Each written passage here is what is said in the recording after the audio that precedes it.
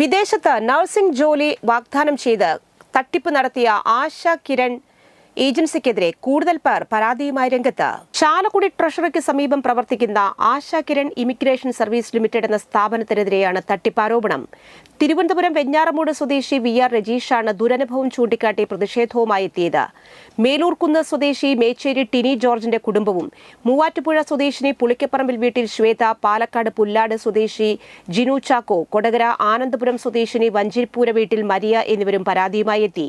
32 പേർ ഈ ഏജൻസി വഴി ഒരേ സമയം സ്ലോവേനിയയിലേക്ക് പോയി.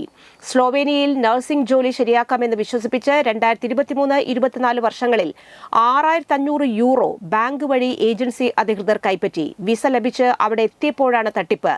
ഏജൻസി വാഗ്ദാനം ചെയ്ത ജോലിയോ പഠനത്തിനായി പറഞ്ഞ കോളേജോ യൂണിവേഴ്സിറ്റിയോ അവിടെയില്ല. ഒടുവിൽ അവിടെയുള്ള മലയാളികളുടെ സഹായത്താൽ മറ്റു ജോലികൾ ചെയ്താണ് ഇവർ ജീവിച്ചത്.